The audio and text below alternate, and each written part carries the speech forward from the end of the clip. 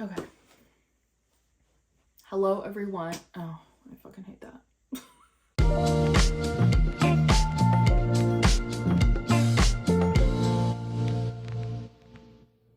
Hey guys, welcome to my YouTube channel. I don't want to do one of those cheesy intros because, disgusting.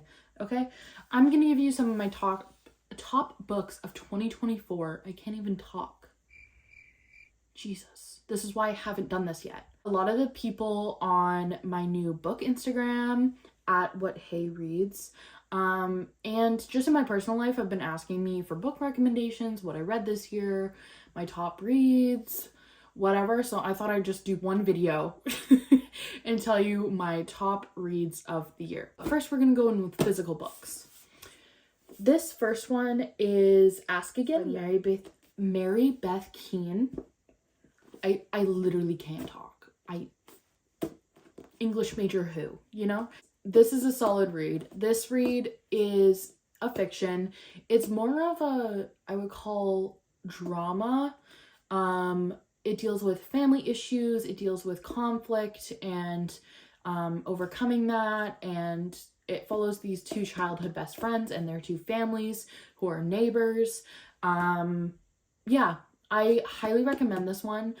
It's a good, solid read, but also easy, which is really nice. It was one of the ones that got me out of my reading slump, which was amazing. So for that reason, I recommend this book. It's a good, solid read. I have no complaints.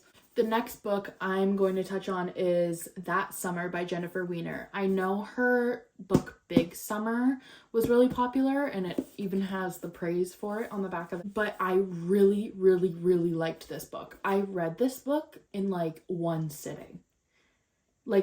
And by one sitting, I mean I was in a hammock while I was camping, but I feel like that still counts as one sitting. So I highly recommend this. I find it very... It's easy to read, and like you get to learn these two characters so deeply and get so connected to them, but it's also just like a beach read. You know what I mean? Like I literally was at a beach when I read this. But it's an easy but entertaining read, because I find if a book is too easy, it loses me, you know what I mean? So this one is a very solid book. I would read it in the summer. I don't think I would read it while it's like negative degrees outside personally. But yeah, maybe for your next beach read, consider this. Now, this baby right here. This is one of my 5-star reads from this year. This is When No One Is Watching by Alyssa Cole. This was categorized as a thriller, I think. It might even say... It says it on the cover, a thriller. I don't think it was a thriller. It was very tame for a thriller up until the last couple chapters, honestly. But again, I read this in like one sitting. It's a little small book. It's like, how many pages are we talking? It's 345, but like the text is quite big and the pages are small. So I got through it really fast. And it also taught me a lot about Black culture in a very educational but entertaining way, in a very realistic way as well. So I would recommend this to literally everyone. Even like Shondaland commented on this on the front page, on the cover, and says, "This is a compulsive, entertaining, and thought-provoking novel." And Shonda's right, you know? Like, it's just a solid read. I was engaged the entire time. The end, you're kind of like, the fuck? But like in the best way, you know? Like I couldn't predict it. So there's that. Now, if any of you are Criminal Minds girlies, you like Criminal Minds, you like, I don't know what the other crime shows are. 911, I don't know if that's a crime. Anyways, if you like Criminal Minds, because that's the one I know, you will like this one. This one is The Jigsaw Man by Nadine Matheson. Now, I picked this one up at Indigo just because I saw it on the shelf, and I judged the book by the cover. It's a classic criminal, like, this is a Criminal Minds episode in a book. It's very tense, it's very fast-paced, and once you get into it, you feel like you're the one doing the work. You know what I mean? If you like crime, if you like true crime, whatever, highly recommend this book. Amazing. Next, for my fantasy girlies. Now, I have to give a special thanks to my best friend, Courtney, for getting me hooked on this series. Because I don't know if I would have ever picked up this series because it is a YA fantasy, but I am so thankful. I freaking love this series. I got so attached to the characters. I was kept on my toes the entire time. I couldn't predict anything. It's amazing. So the first book is called Daughter of the Moon Goddess by Sue Lin Tan. And the second book is called Heart of the Sun Warrior by Sue Lin Tan. There is a third book coming out, I believe, in February called Tales of the Celestial Kingdom. I could not be more excited about that book. But for now, I just have these two books. I think what's amazing about these books is the world that I created in my head while reading these books. Like, I could picture everything. I was learning so much about, like, mythology, Chinese mythology, in such a beautiful way. Like, it was breathtaking. And to be able to perceive that through pages is a talent. And yeah, I would recommend this to anyone. Obviously, you're not getting the spice that you're getting in a normal fantasy book because it's YA, but there's still romance in here. It's just such a perfect book. I don't know what to say. These are both 5-star reads for me, and I seriously cannot wait for the third one to come out next year.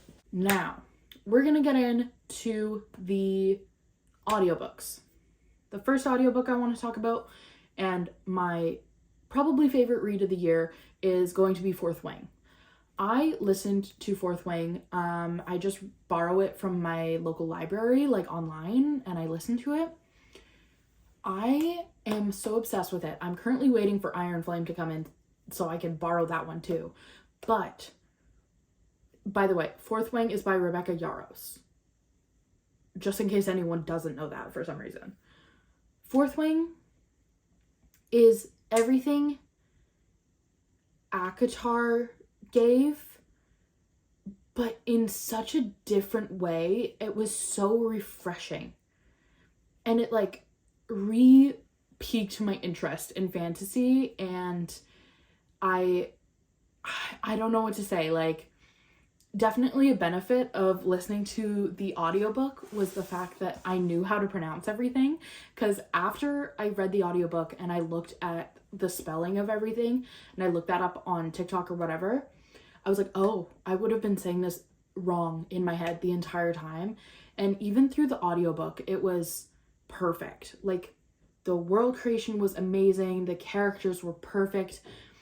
Like, after watching interviews of Rebecca Yarros talking about who she based the characters on and why she did this and why she did that, it's so perfect. So if you like fantasy with dragons and romance, for sure, there's some spice in there, absolutely. It's just a great book. It's amazing. I cannot wait to read Iron Flame. I haven't decided whether I'm going to read that audiobook or if I'm going to buy the actual book, because I still need to buy Fourth Wing, because after reading it, I need the physical copy immediately. So, yeah, I can't, if you like fantasy, you have to read Fourth Wing. That's all I have to say on Fourth Wing. And then another one of my top reads, which will probably be my last top read that I'm going to talk about, is I'm Glad My Mom Died by Jeanette McCurdy. I listened to this one on audiobook as well, and it was Jeanette McCurdy doing the narration, which was extra special, I feel like. If you're looking for something a little bit different than your usual, if you're used to reading fiction and fantasy and romance and blah, blah, blah, blah, blah. If you're used to reading that stuff, I highly, highly, highly recommend this book. It refreshed me in the middle of kind of a lull. I crashed that audiobook within like 2 days. She gives you such like an inside look to everything and like a really raw take on everything, and it's so refreshing and so interesting as well. Like, there was not a point in that story where I was like, okay, like, let's hurry these things up. Like, she paints it in this perfect way where the reader is along for the journey, and you're not, obviously you know who Jeanette McCurdy is from iCarly or whatever, but you don't know the next thing she's gonna say because she's so open with her experiences and everything she went through. I do want to put out a warning to anyone before reading it. If you haven't, just a warning, trigger warning. There's a lot of talk about EDs in this book. It's a very sensitive topic, and I don't want anyone to read this without knowing that going into it. I'm pretty sure the audiobook has a warning before it, but I don't know if the book does, so I just want to make sure that everyone knows that if you take this recommendation at all. That was also the book that made me like the most emotional, I think, this year. Like, that got me the most, just because it's so real, and it's someone who I've watched my entire childhood, and being able to know these stories and these perspectives, it's crazy. It's seriously crazy. There's no other word other to say crazy, because yeah, that's it. I love that book. It is another one of my 5 stars. Yeah. So those are some of my top reads from 2023, and I hope to make more content like this if people like it. So with that, thank you for watching. Stay tuned. I might post more stuff like this. We'll see. But happy end of 2023. Happy holidays. Happy New Year. And maybe I'll do a TBR video in the beginning of January. Who knows? Okay.